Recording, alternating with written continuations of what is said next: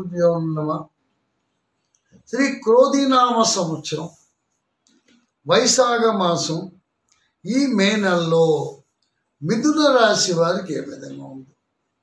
మిథున రాశి వారికి మే నెల నుంచి కొన్ని ఇబ్బందులు ఎదురవుతున్నాయి అని అనుకున్నాం, అవుతున్నాయి. చాలా జాగ్రత్తగా ఉండాలి. ఎందుకంటే గురు సంచారం ప్రభావంలో మేషం నుంచి వృషభానికి వచ్చింది.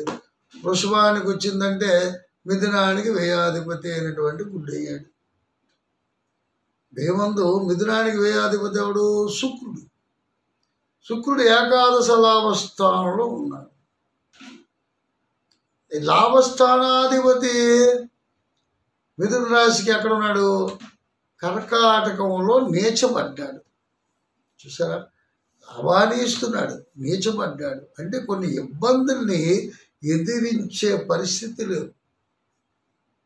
అటువంటి పరిస్థితులు, ఊహించలేని ప్రమాదములు, అనుకోలేని మార్పులు, ధనానికి ఇబ్బంది, రుణ బాధ, రుణ పీడితులు. అయితే గృహ సంబంధించిన వ్యవహారాలు ఏదైతే ఉన్నా అవన్నీ నిలుపుదల, పెండింగ్ వ్యవహారాలు పూర్తి కాకపోవుట, వివాహాది శుభకార్యములన్నీ కూడా ఆగిపోయాయి. కొత్తగా ఇటువంటి కార్యక్రమాలు కూడా శ్రీకారం చుడదామంటే అవకాశం కుదరలేదు. ఇలాంటి పరిస్థితుల్లో ఈ మిథున రాశి వారు ఉన్నారు. అయితే మిథున రాశి వారు వ్యాపార లావాదేవీలు ఎలా ఉంటున్నాయి? పాత బాకీలు నిలిచిపోయి మనం ఇవ్వాల్సిన ఒత్తిడి పెరిగిపోయింది. ఎలా సమస్యలు అయిపోయిందో మొన్నటి వరకు కూడా ఏదో బ్యాలెన్సింగ్ చేసుకొచ్చాం. మామూలు బ్యాలెన్సింగ్ కాదు, అన్ని రకాలుగా బ్యాలెన్స్ చేసుకుని ఇప్పుడు బ్యాలెన్సింగ్ అదుపు తప్పుతుంది. అలాగని భయం పడవలసిన పని లేదు. మిథున రాశి వారికి భయం పడవలసిన పని లేదు. అదే మనం చేయవలసిన కార్యక్రమాలు ఏంటి?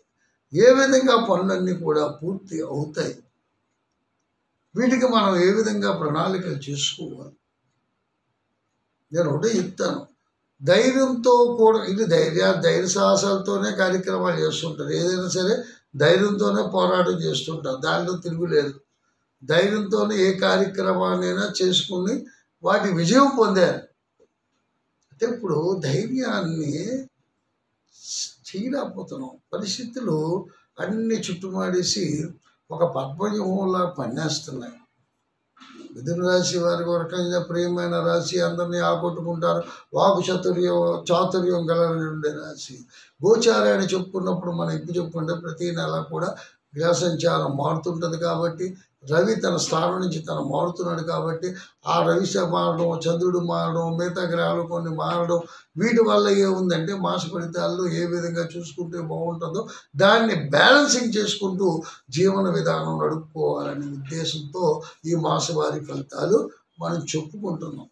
కాబట్టి దీని గురించి ఈ నెలలో కొన్ని ఇబ్బందులు ఎదురైనా కొన్ని ధైర్యంతో సాహసోపేతమైనటువంటి కార్యక్రమాల్లో విజయము కలుగుతుంది. భయం పడవలసిన పని లేదు.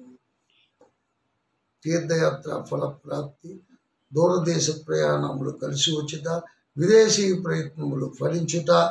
అయితే ఒకటి, ఉద్యోగరీత్యా వెళ్ళే వాళ్ళకి ప్లేస్మెంట్ కొద్దిగా ఇబ్బందిగా ఉంటున్నాయి.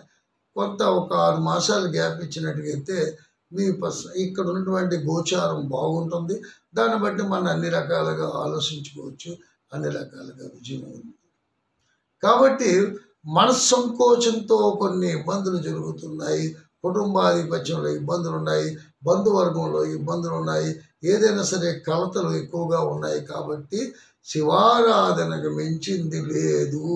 శివారాధన చేయండి, మంచి సుఫలితాలు ఆశిద్దాం. మళ్ళీ మరో ఎపిసోడ్తో మీ ముందుకు వస్తాను. అంతవరకు సెలవు. ఓం శాంతి.